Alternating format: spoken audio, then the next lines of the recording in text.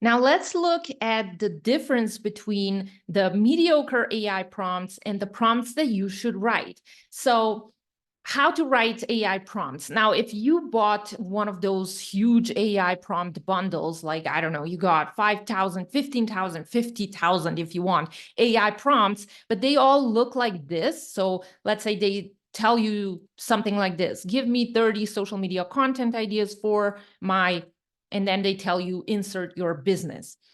So here's what the problem is.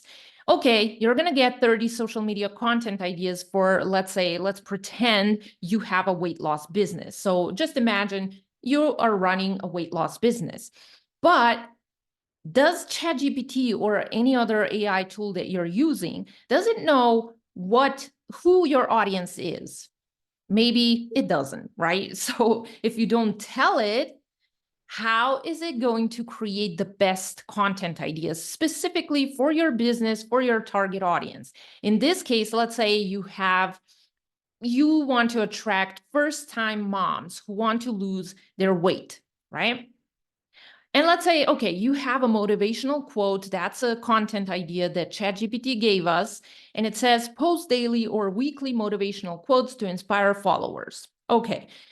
But when you start searching for motivational quotes, you go on Google and you type in, let's say, motivational quotes for weight loss, and you find something like this: stop saying tomorrow. Okay, now let's pretend you create a post, you post something like this, and you're like talking to your audience and with your audience that they should stop saying, I'm going to do the workout tomorrow. I'm too tired. The baby was awake the whole night. I'm too tired. No, stop saying tomorrow. Do the workout today. However, first-time moms, if you have been a first-time mom, you know that for the first time having a baby, your life was totally not organized, right? It was a mess, probably, right?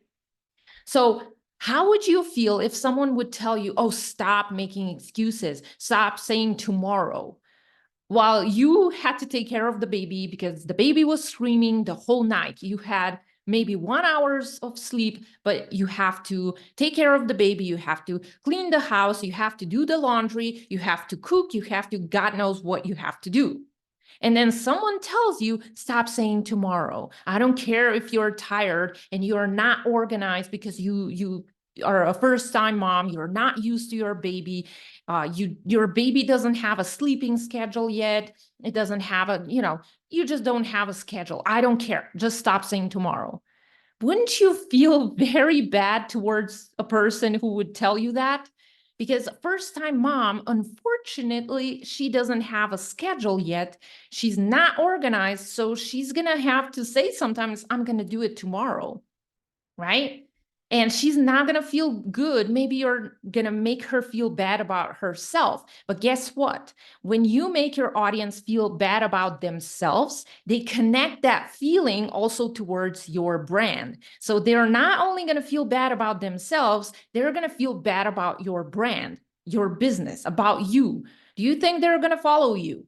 Of course not. So you see, these are very mediocre content ideas that you can come up with this content ideas by yourself, or you can just Google it and that's it. However, if you write prompts like this, so you first tell ChatGPT or whatever AI tool you're using to act as a specific expert or person, right? And then you tell it what it has to create. And then you give more information about your audience, what they struggle with, your business, and what topics you cover in your business. This is what you're going to get. Let's say Monday motivation. Feeling tired, mama. Here's a quick 10-minute workout to jumpstart your week. Do you see what it did? So ChatGPT called out your target audience. Someone who's not a mama, like for example, me, I don't have kids, I would never check out this post because it's not for me.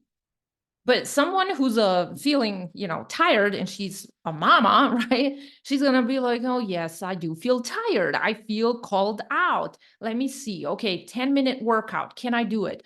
someone who's a first-time mom can do a 10-minute quick workout or 5-minute, but if you ask her to do a 60-minute workout, she's going to be like, oh no, pass, I don't have time, right? So do you see the difference between this prompts with this kind of, or not this prompts, this content ideas with this prompt that's more specific, and this mediocre content ideas with this mediocre prompt? Do you now see the difference? That's why, when you're buying AI prompts, don't fall for that, excuse my language, but bullshit when they tell you, oh, buy my 35,000 AI prompts bundle, because those are not going to help you generate, or it's not going to help you, your, AI tool generate the best results. Start learning how to write your AI prompts, okay? So let me know, have you been using those mediocre prompts? Yes or no? Let me know in the comments below.